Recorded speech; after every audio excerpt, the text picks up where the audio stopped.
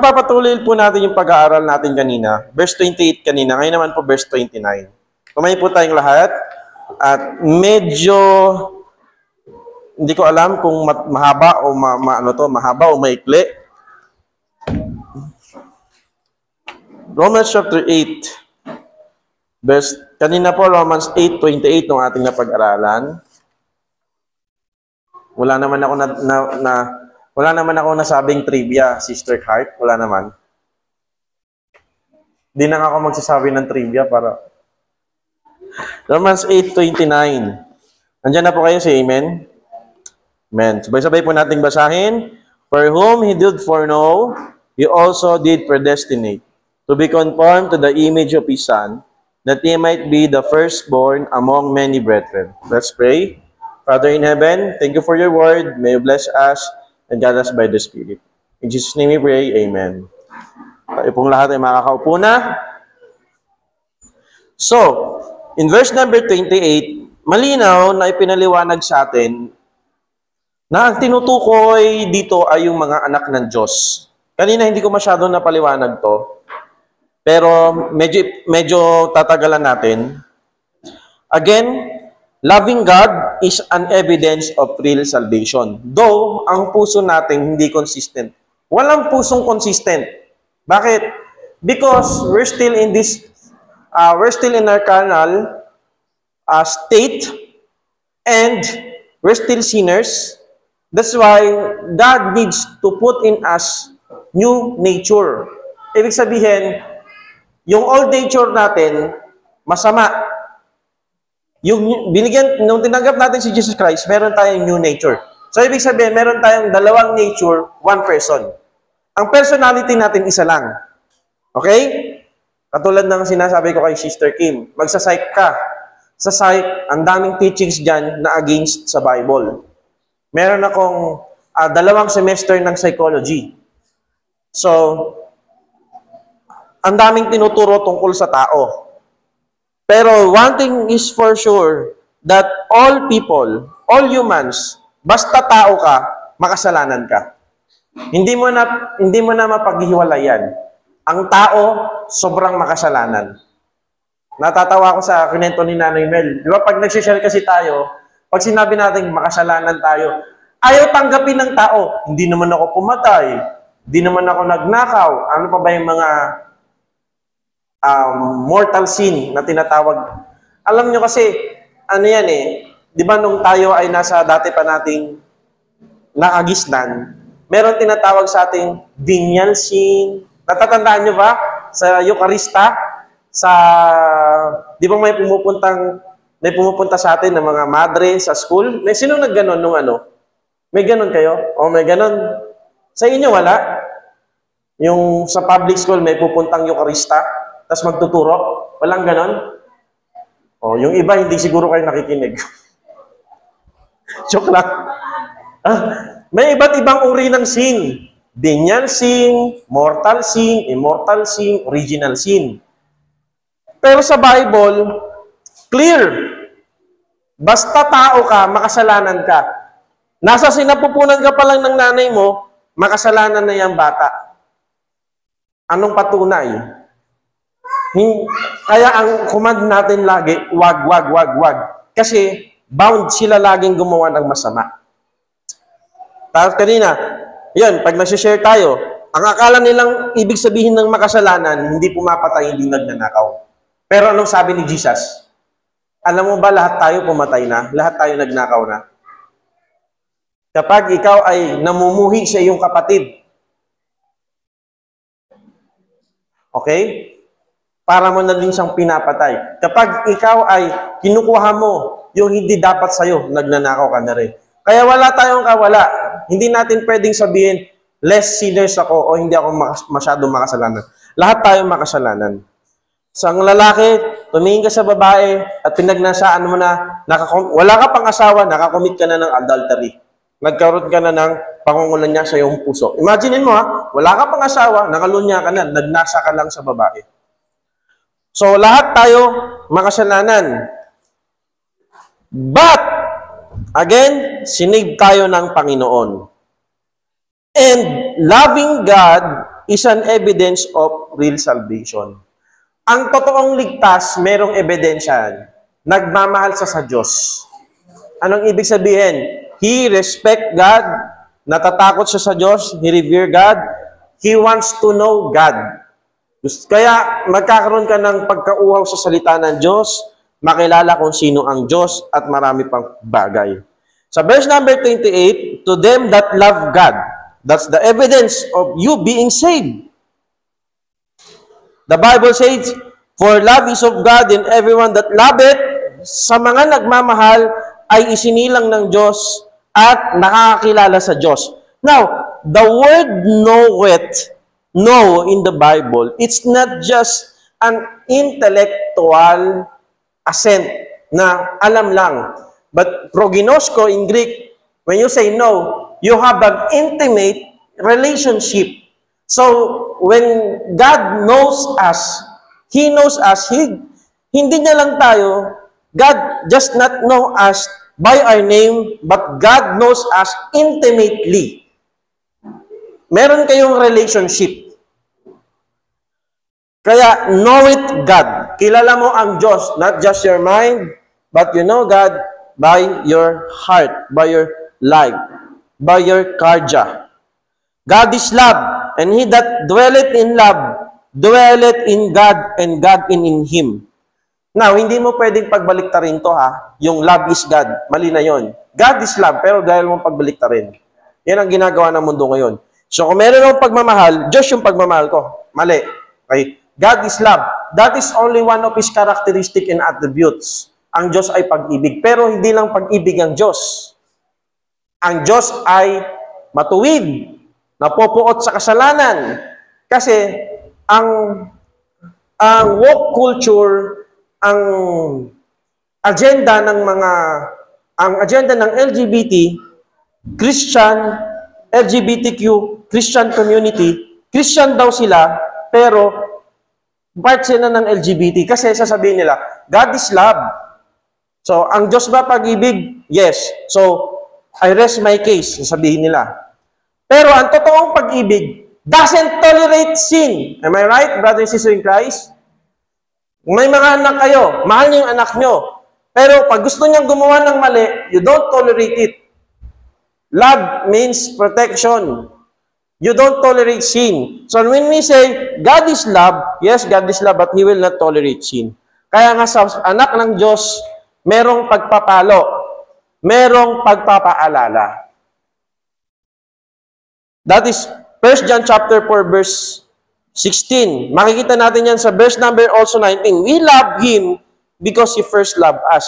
Walang taong pinanganak sa mundo na mahal niya kaagad ng Diyos. No.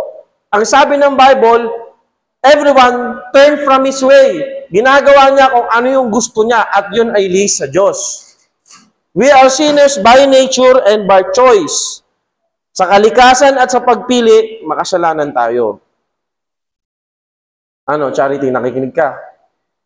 Nakikinig ka, you listen. It's hard to preach. Yeah. Yun, we love Him because He first loved us. Minahal tayo ng Diyos, kaya natin siya minamahal. And, pwede ba natin buksan? I want you to memorize this verse in this 2025. 1 Corinthians 16:22. Tignan natin. Maanghang to, maanghang. 1 Corinthians 16.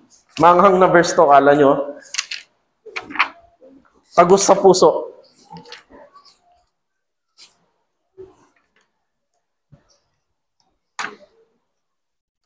First Corinthians 16, verse number 22.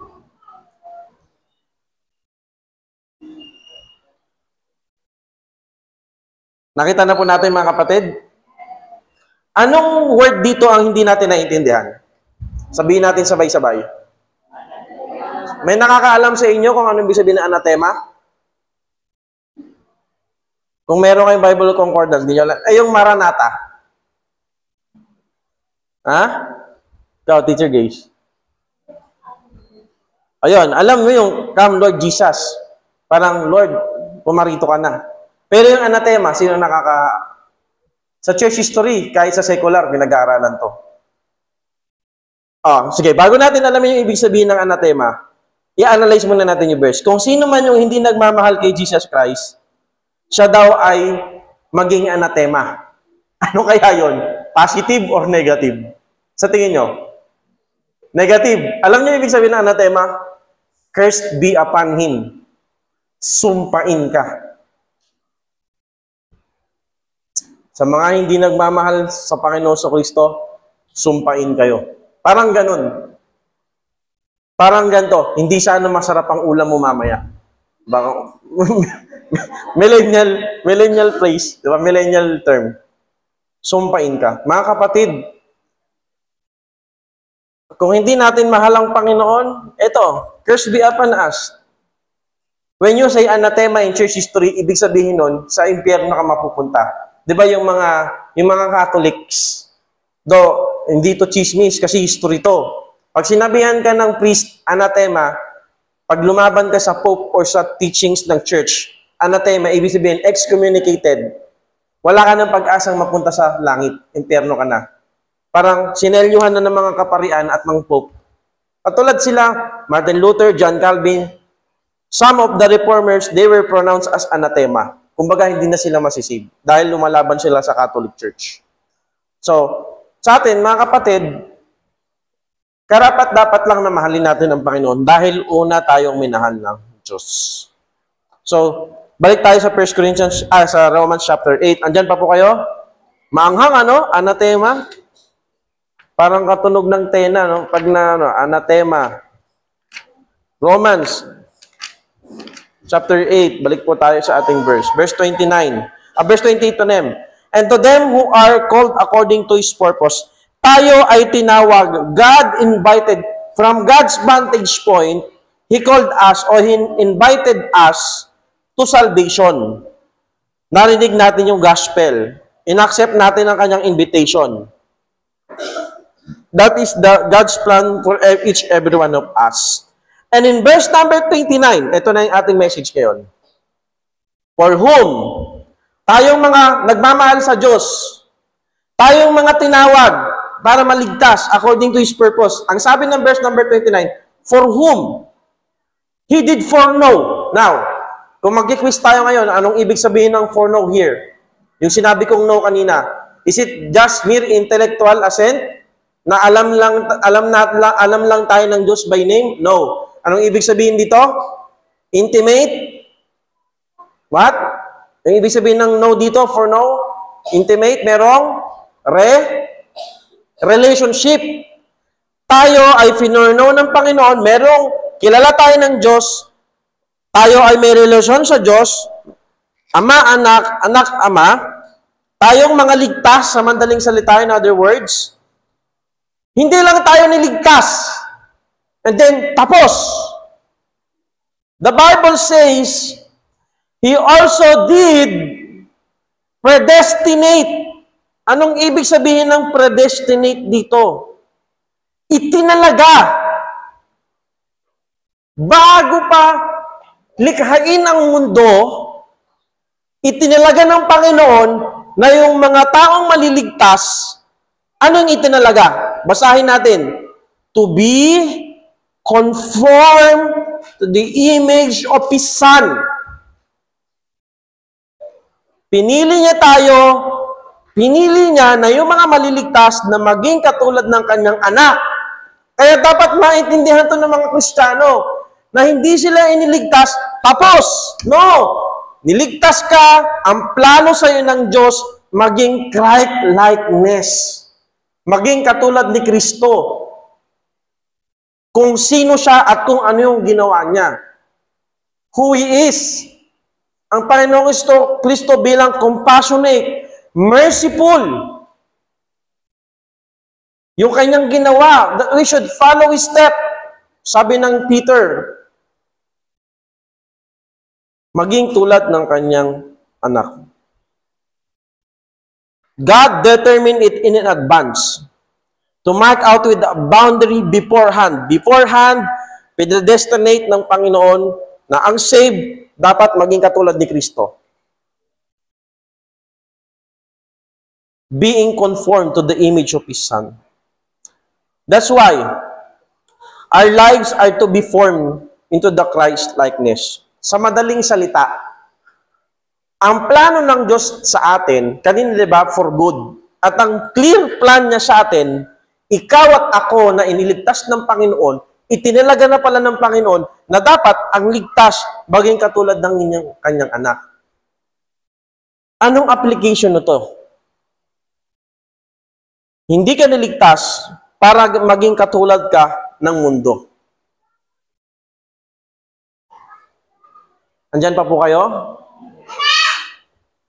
Oo, natinda mo yung Tagalog ko, Charity, ha? Ano nangyayari sa atin? Niligtas ka ng Panginoon, pero ang gusto mo, maging katulad tayo ng mga nakikita natin. Kung paano sila magsalita, paano sila mamuhay, paano sila manamit, paano sila umasta, paano sila maglakad, paano sila gumalaw. Sabi ng Romans chapter 12, huwag tayong maging conform, maging mamold sa mundo. You are not saved to be conformed to the image of some movie star, some rock musician, some sports figure, some celebrities, some bloggers, some YouTubers, or kung kani-kanino man. Niligtas ka para maging katulad ka ni Kristo. Ang hirap sa mga panahon natin ngayon, sa mga kabataan. O ikaw, anong pangarap mo? Ako po, kahit di na ako makapagtapos mag-aral, basta maging katulad ako ni Mr. Beast. Kasi tumutulong naman siya sa mga tao. Philanthropist. Di ba? Kilala niyo si Mr. Beast? Yung mga millennial, sino na lang ba? Dapat meron pala akong ilustrasyon yung medyo Aramina na lang. Aramina. Kasi may party list siya, nakikita ko lagi si Aramina. Para maging katulad ni Aramina. Para maging katulad ni Malupiton. Diba? Yun po ang gusto ko, maging vlogger. Tapos yung mga vlogger naman, hindi ako nakapagtapos, hindi ako nakapag-aral. Alam niyo yung mga taong ganon, dapat nga hindi nila pinagmamalaki yun eh. Parang ini-encourage mo pa yung mga bata, sige kahit hindi ka magtapos, basta pa video-video ka lang, okay na. No. We need education. Now, I'm not saying, ako, vlogger ako. Alam nyo ba yon? Natihinto na nga eh. Dinedocument ko yung, dati, pag ipunta nyo sa YouTube channel ko, meron dyang hiking, meron dyang music, kung ano-ano. Kaya hindi masama yon. Pero kung ang plano mo, ang goal mo, di ba? Pagpasok mo ng kwarto, si R.V. Labin yung gusto mo. Puro R.V. Labin, no? Kristiyano ka. Pero kahit isang memory verse, wala. Hindi ang kalooban ng Panginoon sa'yo. Andyan pa po kayo, mga kapatid. God's plan here and now, not merely in the future. Huwag mo sabihin, sabi naman ng Bible, we shall be like Him. Pagdating naman sa langit, maging katulad man ako ni Kristo. No. Ang plano ng Diyos, ngayon at bukas, maging katulad ka ni Kristo. Before may sumikat na WWJD, what would Jesus do? WWJD. Meron pa yan sa damit, meron pa yan sa bolo, sa sombrero. Yun yung movement na sa every decision daw natin, WWJD, what would Jesus do? Kung si Kristo ito, ano kayang gagawin niya? Kung meron kang kaaway, WWJD, kung si Jesus Christ, ano kayang gagawin niya? That's what we mean when we say Christ-likeness. Kaya mga kapatid, saan ka man tawagin ni Lord? Ikaw man ay nasa young course, kung saan ka nilalagay ni Lord, palagi nating gagalingan. Pero not to the extent na i-jojosin natin yung trabaho natin, yung sahod natin, yung pera natin, yung asawa natin, yung girlfriend natin, yung anumang mga bagay dito sa mundo, yung mga naabot mo sa buhay, na kung saan school ka nag-aaral, kilala mo si Mayor, kilala mo yung mga barangay tanod, nakakapasok ka sa Malacanang, nakapunta ka sa ibang bansa, ganyan-ganyan. Okay yan. Good yan. Pero dapat mga kapatid, secondary lang yan. Dapat ang goal natin, ang plano natin, Lord, kahit unti-unti, yun naman every day, little by little, every day, maging katulad tayo ni Kristo. Compassionate, graceful, merciful. So, kaya, this 2025, I'm thinking of, ano kaya yung magandang i-series natin na pag-aaralan? Gusto ko yung exciting. Dapat ang exciting sa church, hindi yung mga event, hindi yung mga circus, hindi yung mga pabingo. Dapat ang exciting sa church, yung mga matututunan natin from the Word of God. Parang maglalagay tayo ng poster. This February, we will talk about the life of Jesus Christ in Gethsemane. Mga ganun, Tapos may poster pa, tapos may mga sermon na, tapos may mga slides na. Yun yung dapat pinag-aandihan, yung salita ng Diyos. At yung aplikasyon ng salita ng Diyos. Hayaan nyo na tong building. Though, may pangarap tayong pagandahin yung building. Pero ang priority natin, yung Word of God. Kasi pag ang Word of God tumanim sa puso natin, makikita natin yung mga pangailangan, maiintindihan natin yung ministry. Maiintindihan natin ang puso ng Panginoon. Ultimate perfection is found in Jesus Christ. Now, hindi tayo magiging katulad ni Jesus Christ as God. Not in His nature, no. But on His character. Kung sino siya. Ano yung mga example na ginawa niya? Kung paano siya nabuhay. Si Jesus Christ ang example natin.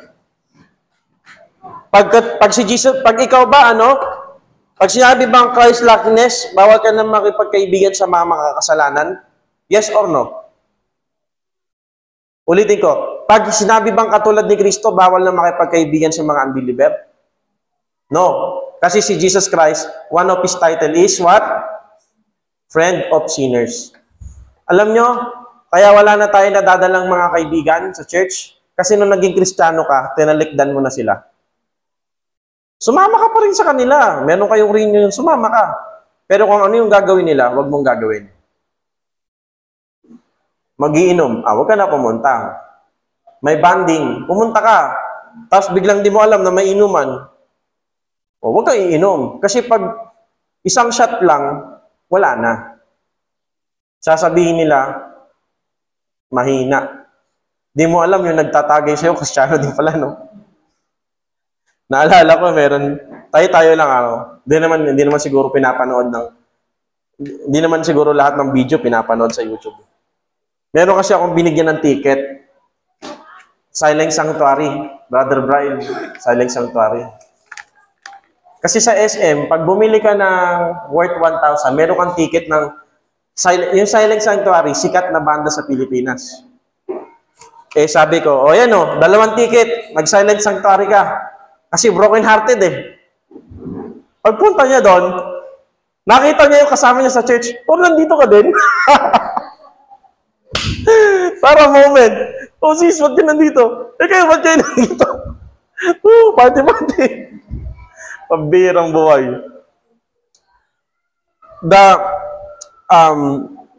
The point in our message, sabi ng Bible, maging katulad, anong plano sa atin ng Diyos? May plano sa atin ng Diyos. And His clear plan is to be like the Lord Jesus Christ.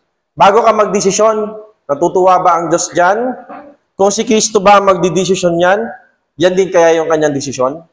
Eto kung mayroong ang desisyon na gagawin at mapapalayo ka sa Diyos, hindi ang kalooban ng Panginoon, huwag yan yung desisyon na gagawin mo. Amen? Na-appreciate ko si Pastor Bing. Kasi sabi ni Pastor Bong, di bali ng pag-aralin niya ang kanyang anak sa mga Catholic school. Huwag lang sa school natuturuan yung anak niya magrebelde. Same. Yan, si Preacher Ryan, 3 anak. Someday mag-aaral yan. Saan mo pag-aaralin? Kapag ang school may mga bad record, may mga scandal, di man natuturuan, wag na. Kahit mahal, God will provide. Pag-aralin nyo sa Christian school. Kaso dito sa Cavite, sa Etibac, walang Christian school eh. No? Walang Christian school. Siguro someday magtayo na lang tayo, Sister Kay. No? Amen? O ano, Sister Hart? Okay ba yun? Magtayo tayo Christian school? Basta walang sahod, ikaw. Joke lang. Ang prinsipyo ko, pag nagtayo ka ng school, walang ministry. Bayaran mo yung teacher ng tama. Hindi yung ministry. Anong ministry? Pwede mo bang bumili ka ng sabon, sasabihin mo ministry? Yun ang red flag sa mga pagkakamali ng mga forefathers natin. Magtatayo ng school, tapos yung teacher hindi sasahuran ng maayos kasi ministry daw. Pag nasilip tayo ng mas nakakataas, hindi tama yun. Okay? Ayan ay ano lang, commercial lang yun ha, commercial. Issue lang yun, issue. Mga kapatid, tayo po ba ay na-bless? Let tumayo po tayong lahat. At tapos na po tayo. Let's pray. Amang Diyos namin sa langit, You have a clear goal plan for us, and that is to be conformed little by little, every day, maging katulad ni Jesus Christ. Kung ano siya, kung anong ginawa niya, He is our great example.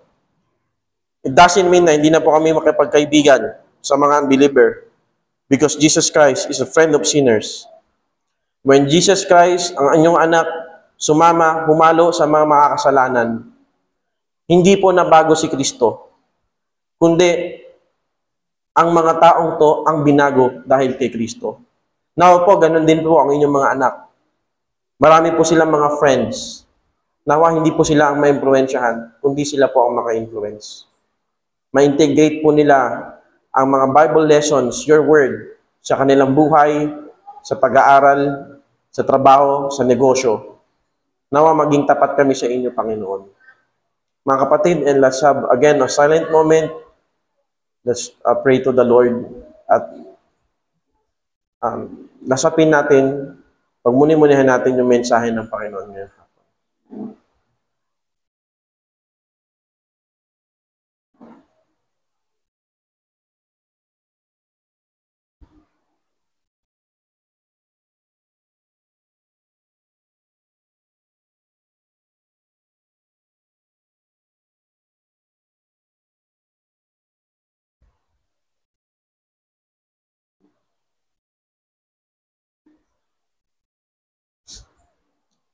Dear Heavenly Father, may you please continue to bless us sa amin po dito po sa Paliparan. Ganun din po yung aming mga missionaries. We're praying na patuloy niyo po kaming i-bless upang kami po ay maging daluyan ng pagpapala pa. Magkaroon din po kami ng maraming foreign missionaries na masuportahan. At someday, ano pong mga plano niyo po sa amin dito po sa lugar na ito, na po hindi lang po magstay ang ministry, kundi maabot po namin ng community at anong pang mga bagay na ihanda nyo sa amin. Bless niya po ang bawat isa at huwag niyo pong pabayaan. Ngayong mga darating na Wednesday, iiwas niyo po sa mga lubhang pahamak ng mga paputok o anong pa man, mga ligaw na bala, anong pa mga kapahamakan. Dalangin ko po na iligtas niyo po kaming lahat. Good health po para po sa bawat isa at sa mga bata, sa mga nag-aaral, sa mga nagtatrabaho, nagninegosyo, ingatan niyo at gabayan niyo po, Panginoon. Salamat po sa mga kapatid. And all these things we ask in the name of our Lord Jesus Christ. Amen. Amen. Umawit po tayo ng hymnals, mga kapatid. Tayo tayong lahat as we sing another song.